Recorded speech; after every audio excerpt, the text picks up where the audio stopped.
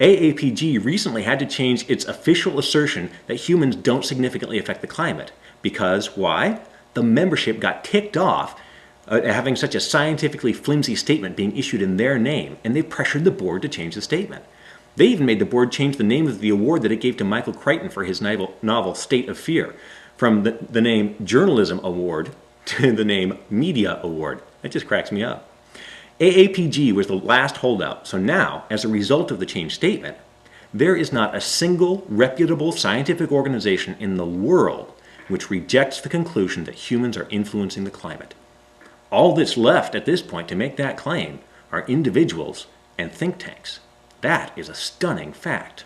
Use it.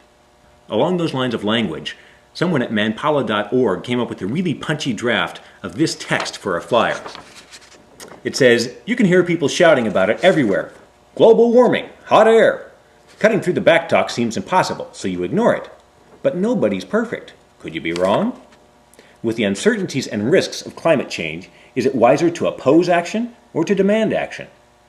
Everyday people like us must change our question from, is it going to happen, which we can't know, to, can we afford to continue to ignore the possibility, which we must know. Are you so sure that you'd bet your family's lives on doing nothing? Because we only get to play this game once. How lucky do you feel? Manpala.org. Get informed and let it change you. Man, I get inspired every time I read that thing. Here's a chore that needs doing if you're interested. You could produce a more accessible and thorough index to all of the expansion pack videos accompanying How It All Ends. Right now, if someone has a particular objection, they have to watch the entire 10-minute video How It All Ends menu to find the name of the video that addresses their question, and then slog through who knows how many parts of that video to find the answer. As a result, right now the views for each of the expansion pack videos, which I think are really strong videos, are only in the pathetic little thousands compared to the hundreds of thousands for How It All Ends and the millions for the most terrifying video you'll ever see. I think those expansion pack videos would be way more accessible if there was something like a hypertext document that somehow people could look through for their criticism, and when they find it, they're given not only which video covers it, but also which segment of the video, and maybe even a time index in that segment, maybe even clickable. That'd be cool. It sounds like a hell of a lot of work. I'm not doing it. But maybe split up the task with others, coordinating through manpala.org. Take the message and put your own spin on it. Develop it, mutate it to survive when resistance to it has developed, or so that it can flourish in new environments. For instance, find a way to capitalize on the fact that the scientific models are much more confident of the threat of climate destabilization than the economic models are of the threat of economic harm resulting from curbing carbon emissions, as I detailed in Risk Management and Get What You Want. Here's another possible way to frame the discussion. What would you do if human-caused global climate change were true? What would you do if human-caused global climate change were false? Where do those circles overlap? That part, surely, you can do now.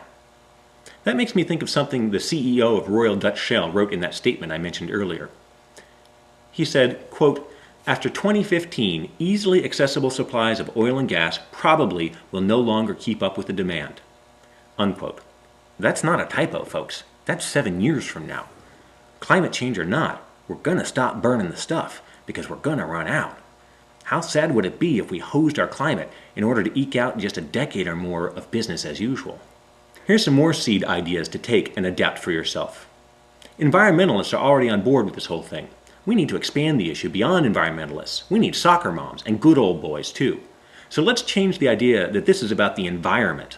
This is not about the environment with a capital E, as in good for the environment. This is about our environment with a lowercase e, as in the totality of our physical setting. This is not about loving your mother or wilderness or living lightly on the land or being eco-friendly. This is about what we see, taste, touch, smell, hear, and the setting that we depend on to breathe, eat, bathe, drink, and shelter in. This is not about an ethos. This is about the bed in the saying, don't poo in your own bed. This isn't about preserving the earth over time because it makes us feel good either. This is about pragmatically preserving our quality of life. This is about happiness. Feel happy? Got happy? No happiness in a chaotic climate. This isn't about being green. That time is done. This is beyond green. We need a new word. Red, what's beyond green? Red, orange, yellow, green, blue. Blue. How about blue? We're beyond green. We need to be blue. Get blue. Code blue. Better blue than through. Blue is my favorite. If I've said anything that offends you or you disagree with here, then fix it. Use that to spread the meme, the viral idea that we should be talking about risks instead of certainty when we're talking about climate change. That's what a virus is all about. The weaker versions are replaced by stronger versions, and the message continues spreading. So take this as your own and go for it. And I want to warn you, don't let perfect be the enemy of good. What I mean is, you don't have to bike to work and eat vegetarian and recycle religiously and compost and sit in a cold, dark house before you're allowed to speak to a coworker about climate change. Make the changes that you are comfortable with in your own life, and then, instead of spending a bunch of your energy and stress making changes you aren't yet comfortable with, spend that energy spreading the word. Because the net impact of doing that will be greater. Decide for yourself, I suppose, but I think the biggest bang for your buck is using your limited energy to spread the word so that we get a change in the culture, so that policymakers are forced to take significant action, so that massive action can happen without too great of a burden on individuals, so that we can get the heck out of column B, which is where we sit right now, enacting our daring action plan of simply hoping that most scientists are wrong or corrupt. Rosa Parks was an ordinary person whose action in other circumstances may have gone unnoticed. But the avalanche was already set, and she happened to be in the right place at the right time when she took action. She kicked some pebbles down the slope, and it set off the avalanche. And history has traced back an entire social era to that moment. Could you be a Rosa Parks on this? Could you be someone who stands at the nexus of history, unaware of their own significance in the whole picture, but whose single action might change the course of the world? Are you the missing piece of this torrent?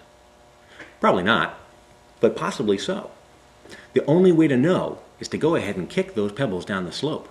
And I know how busy most of us are, so it's easy to think, why bother if the chance of your action having significant consequences is so small? Well, there's a line from a Dave Matthews song that has been running through my head since I started this whole video madness, and it keeps me going when I really feel like stopping. It's this: did I do all that I could? So for me at least, that's why it's worth making the effort, even if the chances of success seem so small. Because I imagine how utterly tragic I would feel if the carbon hits the fan and I'm haunted by that question. Did I do all that I could?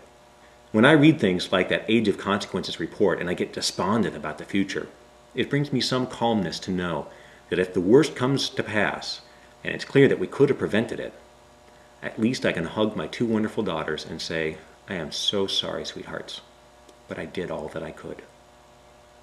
So, why not at least try kicking some pebbles? After all, what's the worst that could happen?